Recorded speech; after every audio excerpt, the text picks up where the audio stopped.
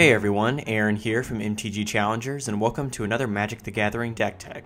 Today I'll be covering our version of Jeskai Burn for Khans of Tarkir Standard. So this is a white, blue, and red aggressive deck. It primarily wins by dealing direct damage to our opponent via burn spells, as well as playing a few creatures that complement those spells. It's a really fun and fairly easy deck to play, and it's one of the best ones around right now in my opinion. So let's get started by going over the creatures that we have in the deck. First up, we have 4 Monastery Swiftspear.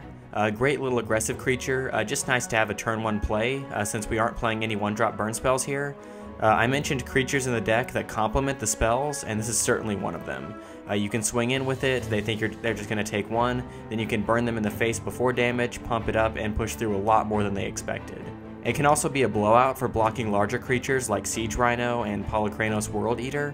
They'll think it's an easy creature to block, but before damage you can cast a Lightning Strike or something to deal at 3, which pumps the Monastery up to 2 power, and just like that they lose their biggest creature on the board.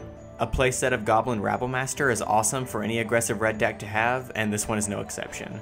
It just pumps out a ton of haste goblins, attacks in for more and more each turn, and when you get multiples out there, it can get very bad very quickly for your opponent.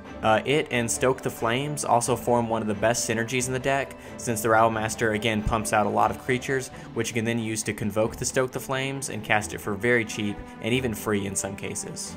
Next I have 3 copies of Mantis Rider. It's a bit tough on the colors for the mana cost, but for 3, it's just an all-value creature. It comes down before they get their flyers out in most cases, gets in for 3 on the turn it comes into play, and still remains untapped to block any little aggressive creatures they might throw at it.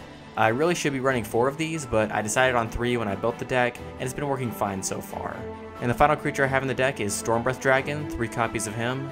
Usually serves as a late game finisher, and it's also another haste flyer, which is always welcome. It can be a tad slow in certain matchups, and against green decks playing Hornet Queen, it's usually just a dead card, so they can just block and kill it with a 1/1 token, but it keeps its 3 slots for now just as an all-around good card. And the protection from Banishing Light, Utter End, and Jeskai Charm definitely doesn't hurt. So that's it for the creatures. Moving on to the other spells. 4 Lightning Strike is a must for any burn deck. 2 mana for 3 damage at instant speed to a creature or a player. Just a really good value and good in pretty much any situation. A playset of Magma Jet just works wonders for the deck. Getting to knock off their little mana dork, aggressive creature, or just 2 points off their life total, and then getting to scry 2 is just amazing for tempo. Probably the best use for it is to jet them or their creature at the end of their turn, so you can look at the top 2 and just figure out what you want to draw on your next turn to possibly close the game out. Then I have 3 copies of Searing Blood, another amazing tempo spell, when you can pull it off, that is. Only a 3 of because it's pretty circumstantial. If they don't have a creature you can kill with it, it's just a dead card. You can pair it with another burn spell, like Lightning Strike or something, in the late game of course to still get that effect. My single favorite thing to do with this deck is to play a Monastery Swiftspear on turn 1, then they cast an Elvish Mystic or something, then I cast Searing Blood, killing the Mystic, dealing them 3, and pumping up the Swiftspear. It's just a great little interaction there. 4 Jeskai Charm is nice, if only a stand-in for Boros Charm from the last season of Standard. 4 damage is 20% of a starting life total, and dealing it with 1 spell just feels great every time. Occasionally the lifelink ability will be used if you're really behind, but it's just a 4 damage spell the vast majority of the time. And for the final burn spell, Stoke the Flames just makes this deck as a playset. Again, it's just great to deal 4 damage with 1 spell. It's a lot easier to cast than Jeskai Charm in terms of the colored mana. It hits creatures, and in the late game you can finish them off with it pretty easily. It also lets you get value off your creatures even if they can't attack in. So say they have packed their board with blockers on their side and you can't get through with attacking, you can just convoke a Stoke the Flames, tap your guys to burn them directly, and then use all the mana that you saved to combo it with another burn spell and possibly end the game. Lastly, we have the Planeswalkers for the deck. I thought Chandra Pyromaster was worth it as a 1-of.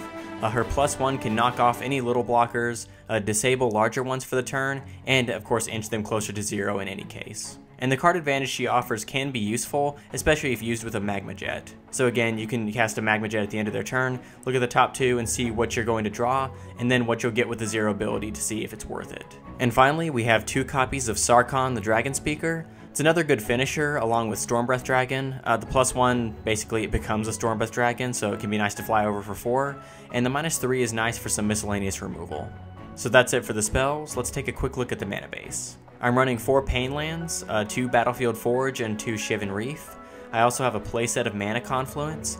It can really hurt you if you draw multiples or get one with a pain land, but it's usually worth it to get that one blue you need to cast that Mantis Rider or Jeskai Charm. Then I have 4 Mystic Monastery.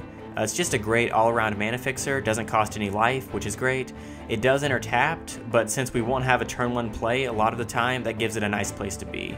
And finally, I have 12 basic mountains for a total of 24 lands. So that's it for the main board. Let's move on to the sideboard.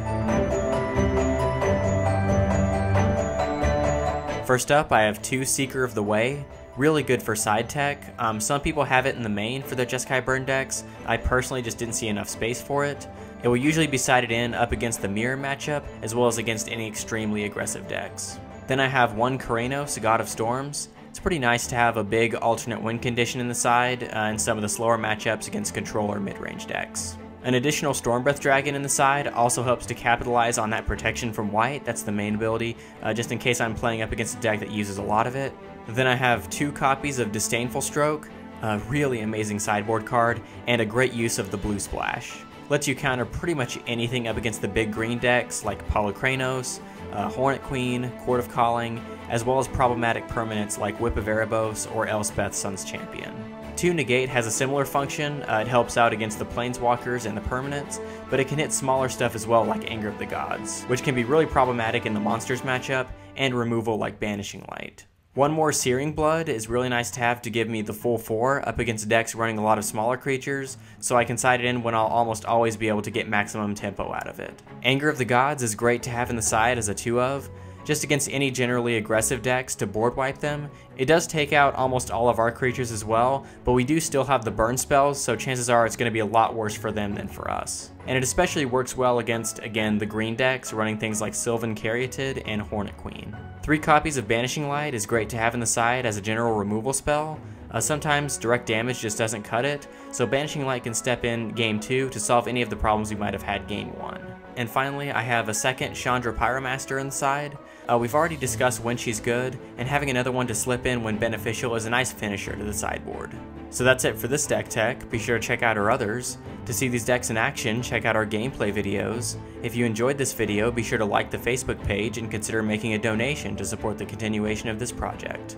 Thanks for watching, and as always, subscribe for more Magic the Gathering content.